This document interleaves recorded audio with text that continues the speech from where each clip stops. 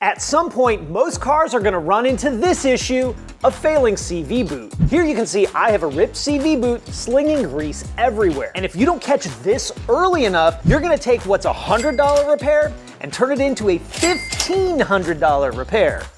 Ugh. So in this video, I'm gonna show you how to check the axles, determine the best repair, and hopefully save a ton of money. So if you think your outer joint is bad, here's a test you can do to find out. First thing you're gonna do is find an open space where you don't have to worry about crashing into anything. Turn the steering wheel full lock, slightly aggressively accelerate, and listen for the pop. Now, if you do this test and you hear a rhythmic popping or clicking, unfortunately, you're too late and it's time to get a new axle. Okay, I don't hear any clicking or popping, so let's get back to the shop and reboot that axle.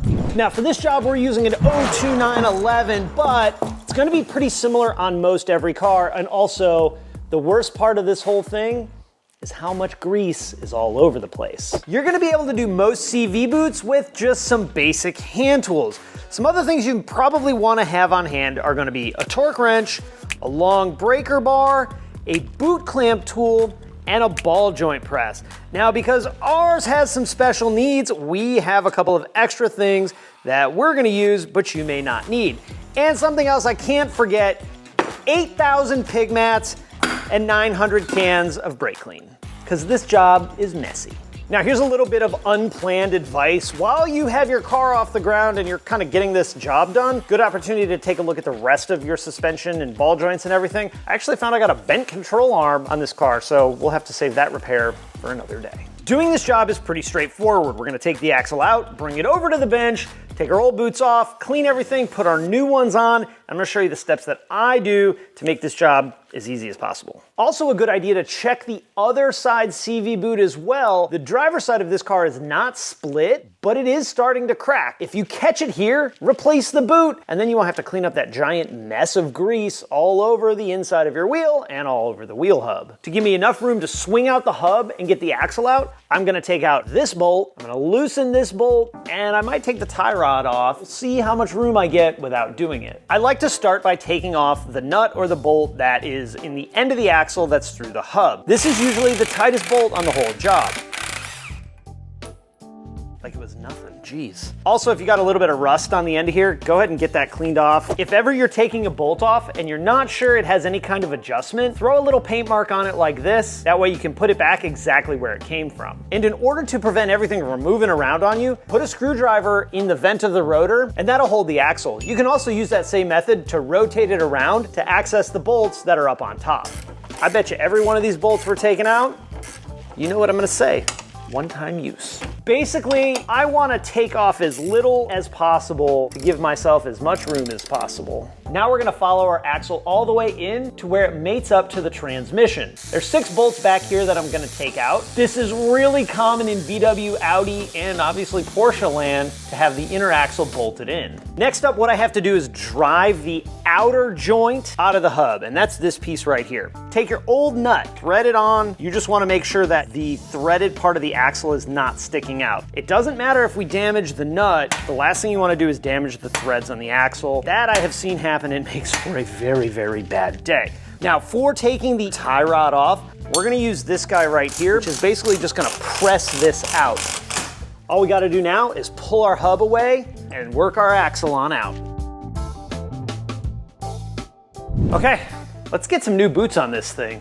Here is our axle in all of its glory. One broken boot, one good boot, but we're gonna replace them both. First thing I'm gonna do is cut the clamps on our outer boot. You can cut the clamp or sometimes you can pop them loose. Also, be careful of this part right here. If you damage one of these, it could cause ABS problems that you don't wanna deal with. In general, the boots will split in between the ribs at the low points. The reason this is so bad, in addition to grease slinging out, water, dirt, and other contaminants can get into this grease, scoring up the ball bearings and damaging the joint. Now I mentioned if if you neglect doing this job we're doing today, it can cost you big bucks. And that's because rather than just replacing the boots, you may have to put a whole entire axle in the car. If this is an '02 Honda CR-V, you could probably get an axle from any old parts store for like $75, but the axle for this car is north of $1,000. And if we were working on something like this R32, you can't even get new axles from VW. That's why learning how to fix a CV boot and doing good visual inspections on your car frequently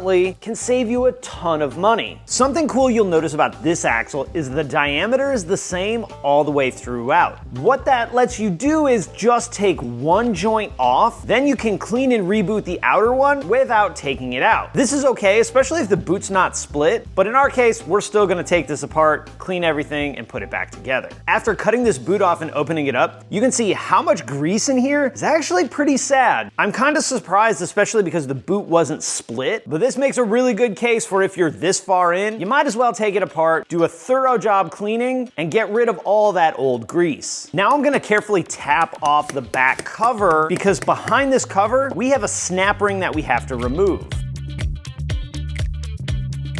With the snap ring off, let's tap the inner joint off of the axle. I'll tell you, sometimes these come off really, really easy, and sometimes they fight you every step of the way. In my case, the joint came apart while I was tapping it out. Don't panic, because later on in the video, I'll show you how to put all that back together. Something I should have done in retrospect that'll help you out a ton is marking the joint so you can be sure that everything lines up properly. Now I'm gonna tap this off of here so that we can put it back together.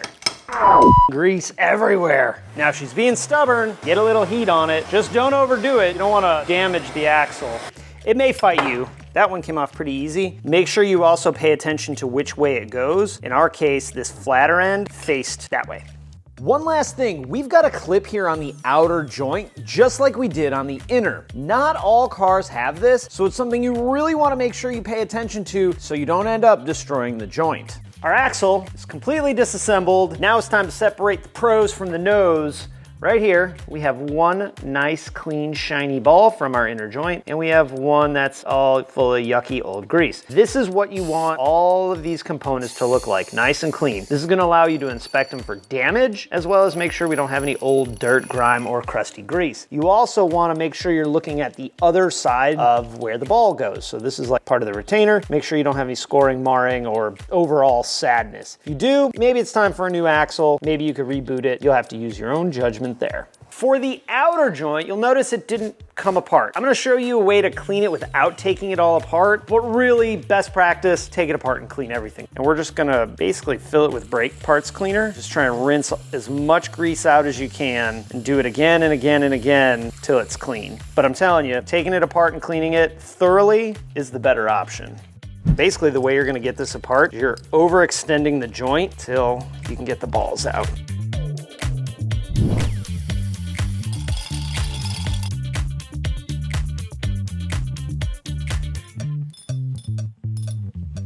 Now it's time to get our joint put back together. This is our inner one, and I will warn you ahead of time, if you have taken this apart, going back together with this might really, really test your patience. The wide part here on the outer ring needs to line up with the narrow part on the inner section. So I like to put this in just like this. We'll drop our cage in. You can see on the cage, these openings, that's where the balls go. So that kind of holds the balls into place. Work somewhere that if the ball falls out, or I should say probably when the balls fall out, they're not gonna go anywhere. And what I'll do to finish this off is I'll just take my soft face hammer, just gently tap it.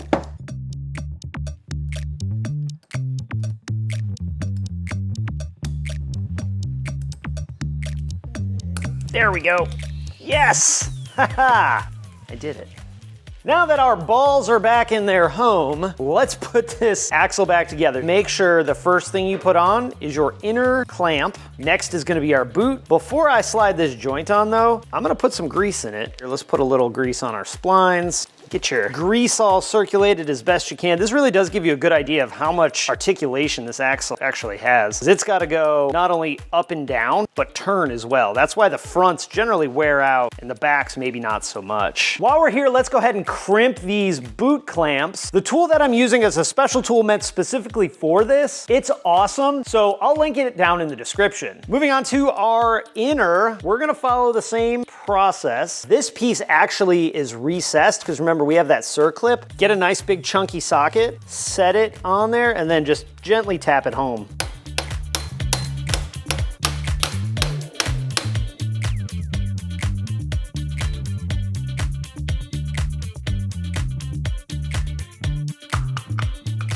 Now, we just put the rest of our grease in, we're good to go. Let's crimp the inner, and we have officially rebooted this axle.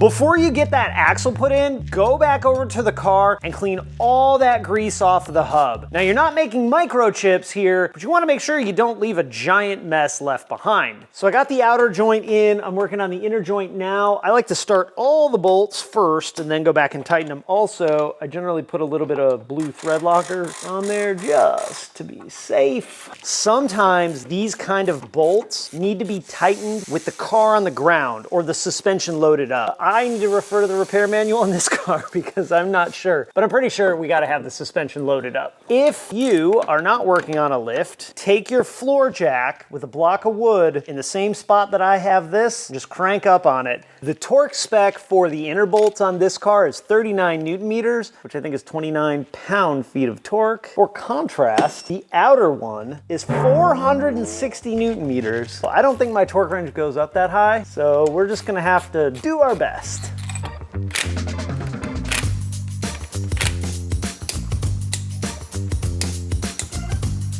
It's like halfway there. Let's just go up to 250 with my wrench.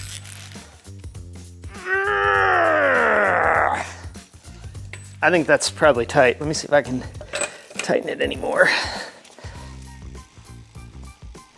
Oh, my back cracked like 5 times. Okay, okay. Once you have sufficiently broken your back, tightening that, now it's time for the test drive.